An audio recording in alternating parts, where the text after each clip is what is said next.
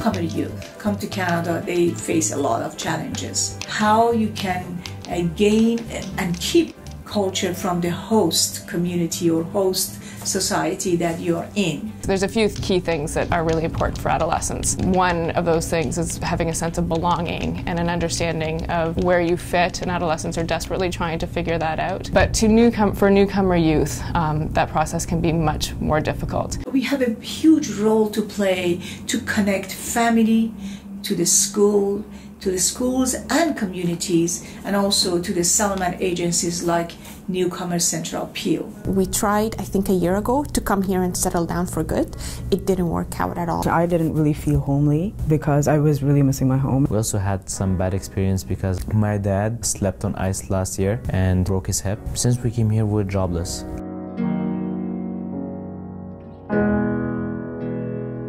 He thought that he was going to find a job here, which he did, but they weren't paying as much as he needed compared to what he was getting paid there. This is when he decided that he was going to leave. We as kids struggled with is not seeing him anymore.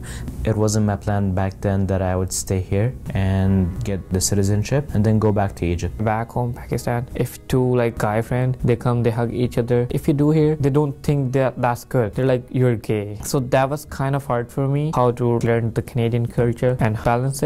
I would say every youth story is unique, and there's huge variation in the stories. So some newcomer youth might have a very smooth transition. For other newcomer youth, the situation could be very different.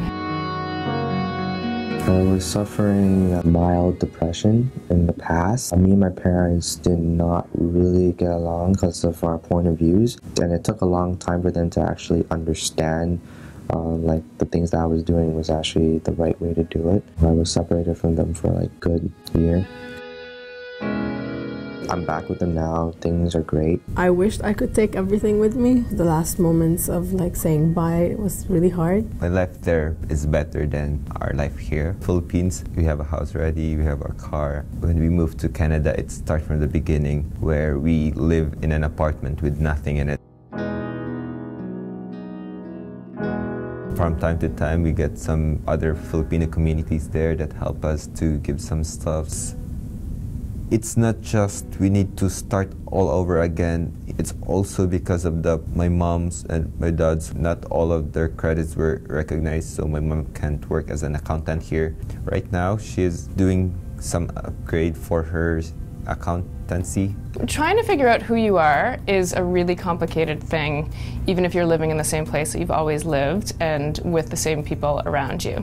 For most adolescents, a very typical experience is to feel some stress at feeling like you're not the same person in various situations. And that's a really normal part of adolescent development.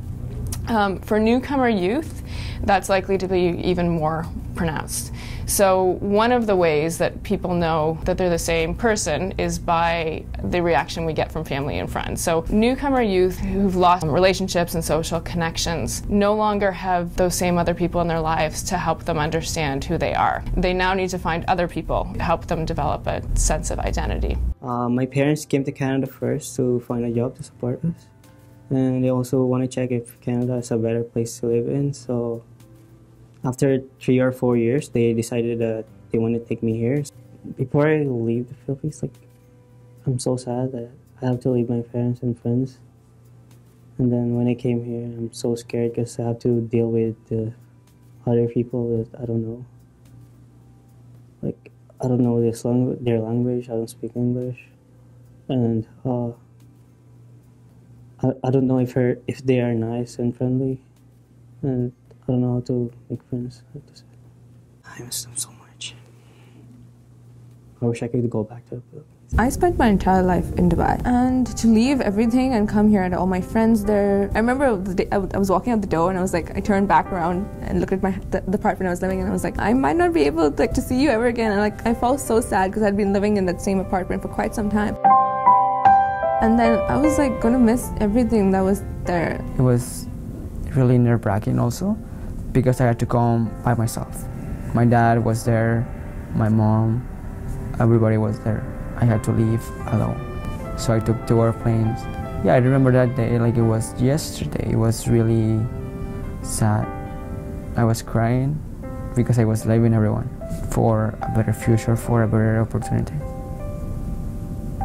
It was a bit painful, but to think about it, I had to take that choice. Additional barriers for newcomer youth, I think there's a huge list. So it could be language barriers, cultural barriers. Making friends can be a difficult thing, and the way that newcomer youth are valued and viewed in society. If that person looks around and sees acceptance, then their transition is going to go much more smoothly. But if they see judgment or racism or misunderstanding, then that transition is going to be much more difficult for them. It takes a community to raise a young person.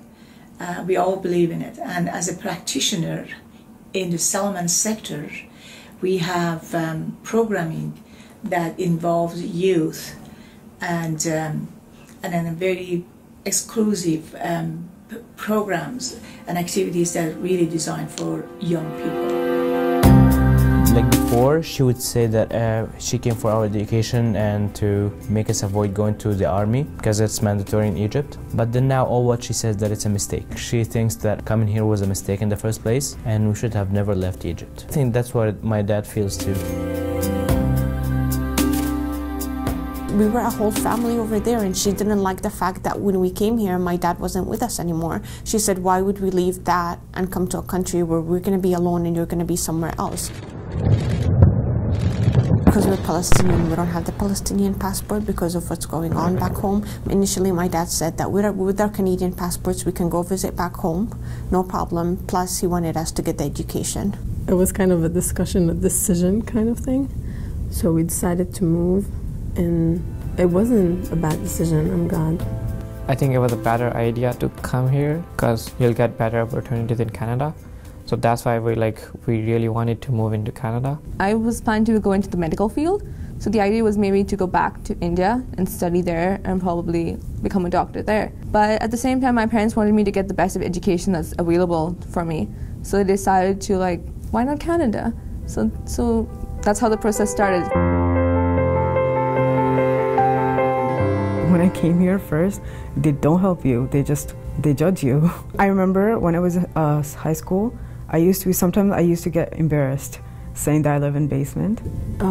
People are pretty respectful most of the time, or most places I go to at least. So no one actually hurts anyone's feelings for things like that. Also, it's kind of a crime. Embracing diversity isn't about celebrating one day a month or having a different group in to do a dance or have a meal. Those are all efforts. But the real way to embrace diversity is by embracing individuals and finding ways for individuals to feel like they're seen and their stories are being heard, and to feel like there's real support for who they are, who they have been, and who they're becoming. Diversity celebration, it really is about change in culture and perception and approach. Sometimes it's a little bit of challenging for me. I'm not forgetting my own culture as well, and I'm not even being strict. I'm not gonna follow this culture, you know. The most thing that I had to adjust to is the language, the school system, to new cultures and new people. Yeah, what I found out most difficult about coming to Canada was the weather. I mean, the weather is really challenging and a bit weird. What I like to say is somebody's playing the lottery with the weather. There was this one thing that always made me feel that I'm totally different than everyone else. I'm still not following the culture. Is that in Egypt, when you have any female friend, you cannot touch her. But here, it's okay. It's okay to handshake her. It's okay to hug her. And that was totally different, totally difficult for me to understand in the beginning. I was thinking that whenever I see that scene in front of me, I would always think that this is a sin. But then I realized that it's okay because there's still a difference, but that doesn't mean that you're wrong and you're right. That you can still be doing something that the other cultures think is wrong, but it's still right. I have lived 15 years in Egypt. It was part of my life, and if I try to erase that part, it's kind of impossible and it's kind of not right to do. That's against the nature. My dad is kind of open-minded with the culture here. By my mom, she doesn't like to hear me listening to English songs. Yeah, it was hard in the beginning. Back in Dubai, in religion class, we were forced to wear the scarf. When I came to school, people had a lot of questions. I think it's harder for parents to adapt than for us, since they never grew up here. Personally, I think that it's one of the wrongest things for someone to do is to just say, I was Arab, because you weren't. You still are physically. You just mentally threw it away, and to me that's very wrong. In the past, probably not. I would probably try just for me to fit in, because I was being bullied all the time. I just wanted to fit in and just get through the whole day without getting someone yelling at me. I just want to be a cool kid. There were a bit of ups and downs here and there, adjusting to a new school, adjusting to the new curriculum. Understanding how things are done was kind of hard at first. As parents, like leaving their jobs and coming here, it has been the hardest. My parents are still searching for jobs.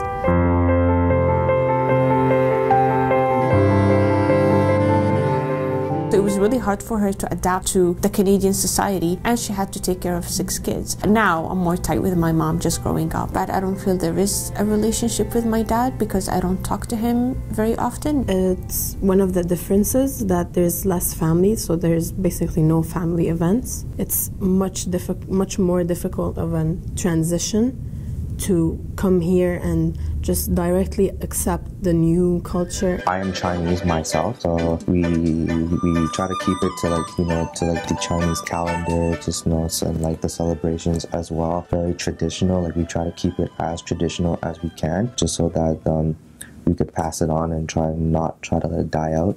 My mom is taking care of 4 of us in this country, in Canada, and my dad, we came here together, but he decided to go back to the Philippines because he earns more there better than in here. It wasn't easy for her, because if I feel that it was hard for me, it will be double for her, because she's the only one who took care of us. I feel like they're strangers, so I don't show them my true nature, because they might get mad at me. And then sometimes when I talk to my mom, because she's my stepmom, so she's not my real mom, so she's treating me but she's nice, she's really nice. But sometimes feel like I'm not your child or something.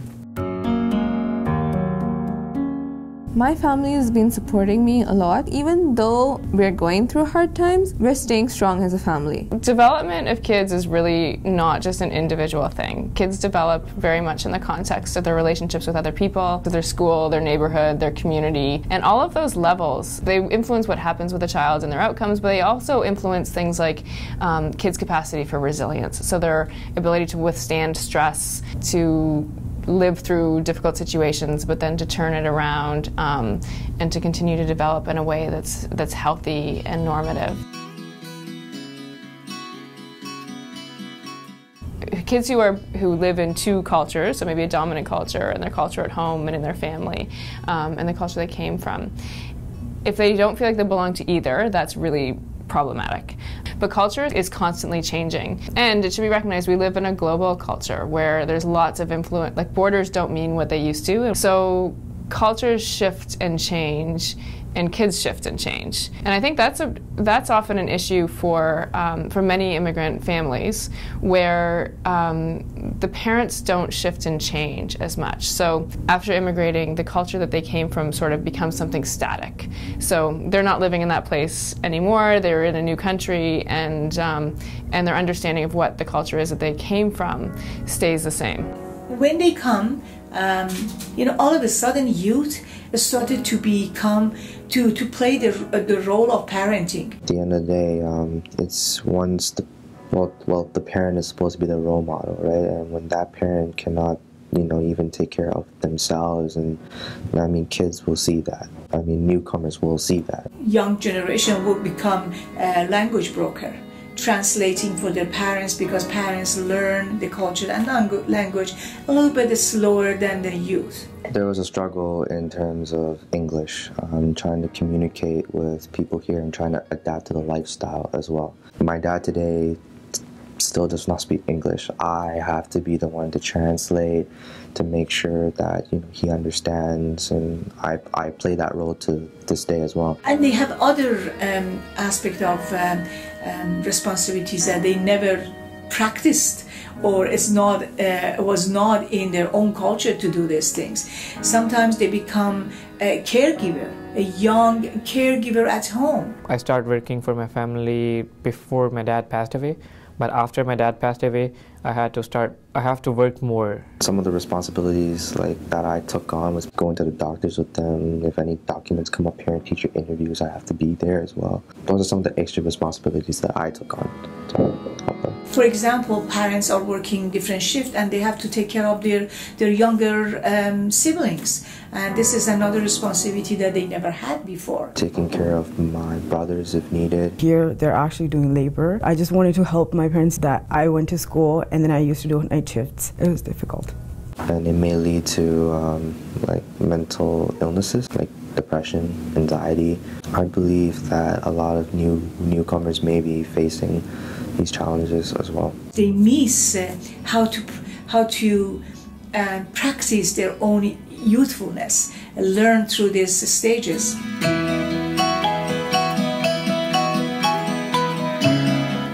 It was a community. That's something I really miss. Like, your neighbors weren't just your neighbors, they were your family. They were part of the family. When I first came, my idea was to only have Christian friends. But then I became open-minded to the idea of having friends from other religions and other ethnicities. Back in Egypt, you can't share anything religious, but here you can talk about anything and nobody would judge you for it. When I came here, this is where I had to face my culture shock. It was a mixed classroom. I had male teachers for the first time. I had to sit next to guys. We had to do group work. Health class, we had to learn about health, and I remember that the first time they gave us label parts and stuff, I hid my binder because I was scared that I didn't know what my mom's reaction would be, because these topics obviously back home were a no-no, no one spoke about them. One of the challenges, because it's so multicultural, and maybe in your own country it's not that multicultural, so you're gonna you have to get used to it. Yes, I mean, some people say they're just looking this way in the world, but then they have to be lateral thinkers. Yes, thinking outside the box. Back in the day, we would all sit at home together to eat, it would be a family conversation now. But now it's everybody's on their phone, and some of these old customs are it's just being faded away right now. It was my best friend. I could not say bye to her. We're still in contact. We're really close even now. I couldn't leave. I got in some depressing moments because I was thinking about, is my life in Egypt and miss all of my friends and all of my life here. It would be affecting me that I'm not living my own culture, I'm not living what I used to do. I know it might fade away one day. The things I can actually hold on to is my best friend, because I knew she would be the most person I would be talking to when I came here, which actually did happen. Places and then the people, that's what I miss. So for a youth who's immigrated, they may feel like they don't belong with their peers, they may feel like they don't belong at home, but a school that is full of diversity is also a school that's full of opportunity. They arrive at school, and it's not that they are the only immigrant youth. There's now an incredible mix of cultures, ethnic backgrounds, religious backgrounds in schools, which is absolutely fascinating. There's stereotypes operating in lots of different ways, but there's also people who are newcomers also have their own stereotypes about other cultures and people and differences, and so there's this incredible mix. When I came here, I went in my own shell, and it was hard for me to get out. Grade 11, that's when I actually started. I actually forced myself that I need to kind of extend my boundaries. It was pretty shocking because school was way different than back home. Also, back home, we used to maybe study just once before a test, but here you have to study a lot if you want to get a good mark. I was totally surprised by the niceness and kindness of teachers. That wouldn't be there back home. Back home, the teacher would try to finish as fast as possible to leave and go home, but here teachers can stay after school, and even during their lunch, they can help me.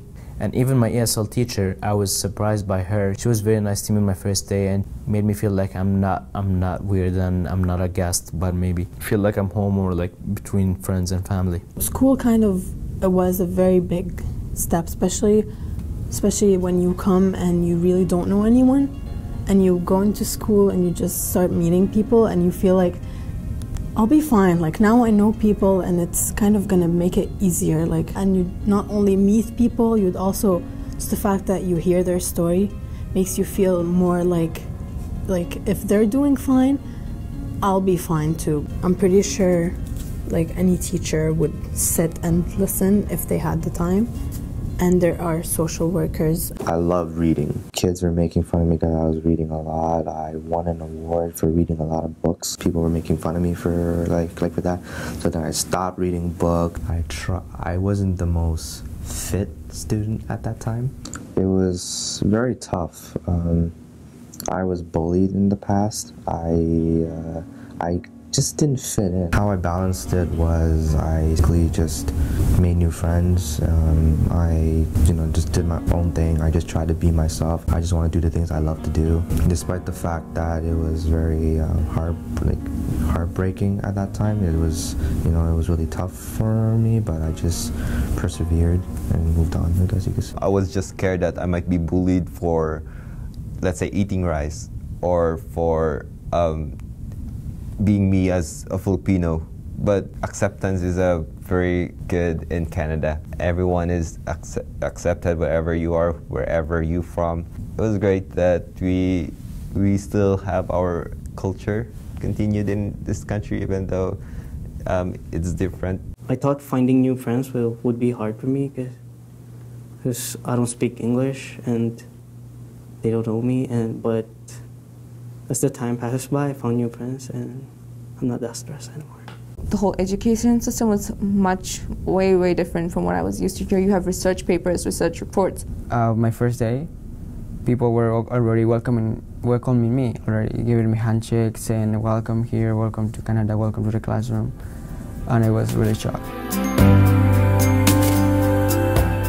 When we got the home, we decorated the way we wanted to. That's when I felt like we have something here. My dad and I were like a huge fan of gardening. And when you live in basement, you can't do all that. When people ask me which one is better, I can't really scale them because they were different. And those differences make it really difficult for you to just say Canada's better. But no, wait, there's this thing about Abu Dhabi and then you're just confused. So I'm like, they're very different. Like, I can't answer that question. For parents, I feel like they're never gonna actually accept it unless they actually live more than half of their life. The fact that that I'm living in a society where there's more people of my culture makes it feel more safe or more homey. Every time I step out from my door, I can't speak my dialect anymore. I'm trying to adjust in Canada culture. In terms of opportunities and stuff, I like it. But in terms of friends, maybe I'd choose Philippines. Hey, when you come to Canada, what I believe, yes, I mean, if you're new to the country, you can hold on to your culture. Because in here, they will accept you from who you are. You don't have to change who you are. No, it doesn't balance two cultures at all.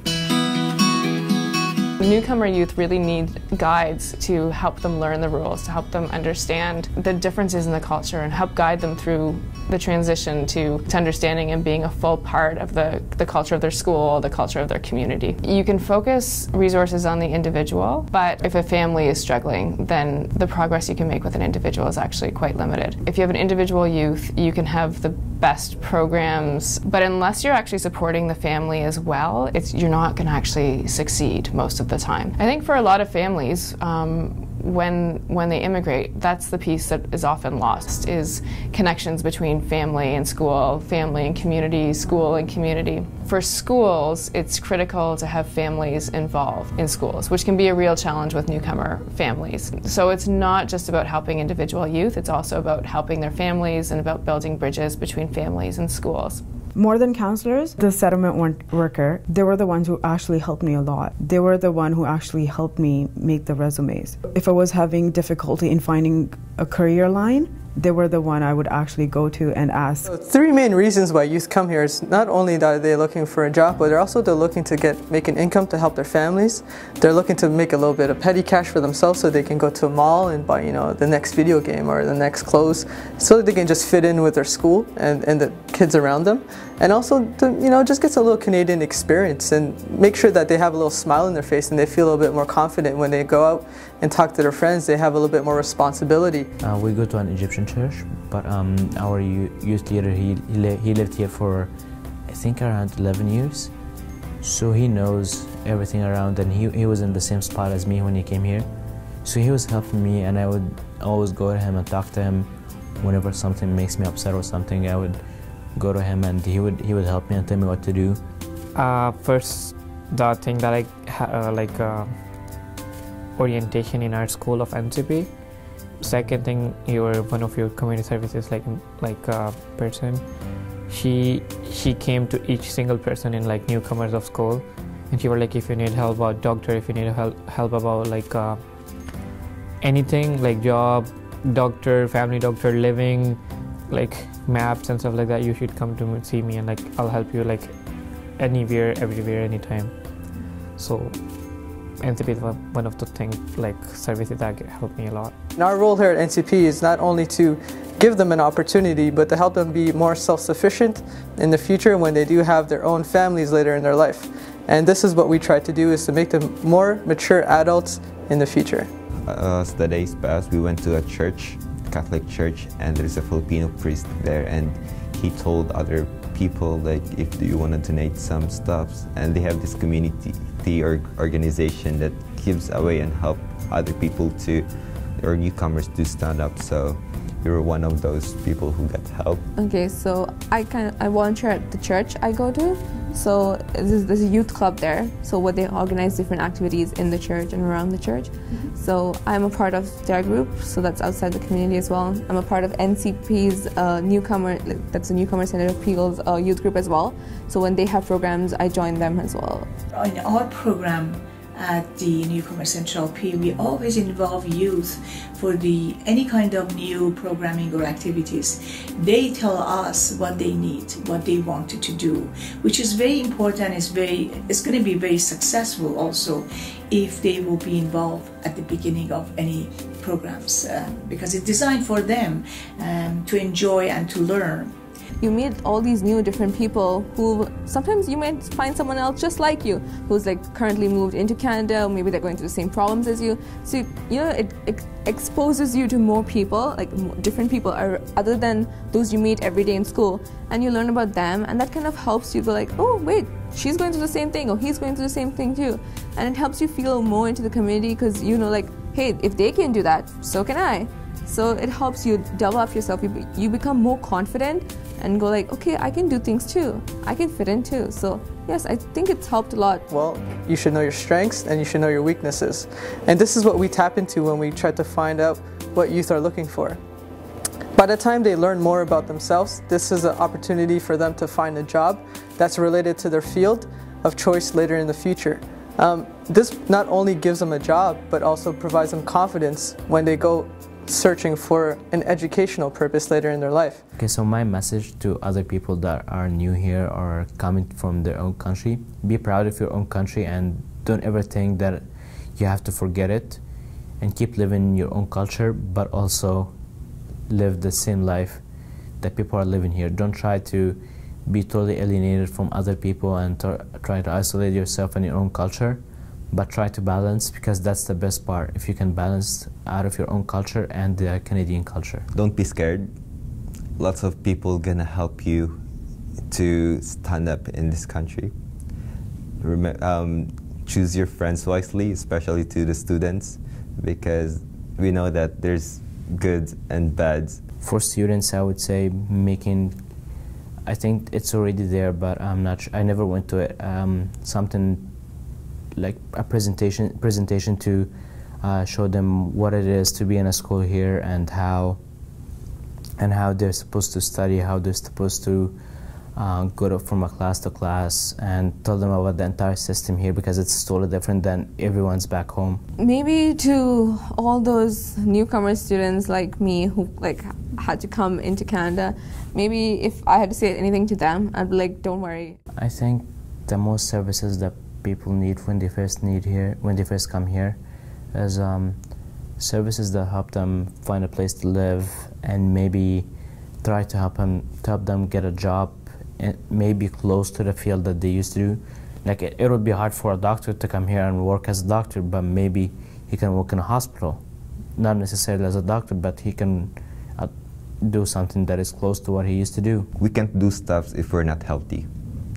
We can't pursue our dreams if we're not in a safe place. So I think those two are the most important for us in our lives. Things will work out. It might take time, but you'll get there. Programs for young people should be different than adults because they are different. They are in a stage of developing their own identity, trying to fit into to their own new community. They go to schools and they have so many other issues at home and in schools. So to help our young people, we should really connect family to the schools with the teachers, administrator, principals, and also to the community at large, and particularly to the programs that Salman agencies like us, Newcomer Central P, provides to youth.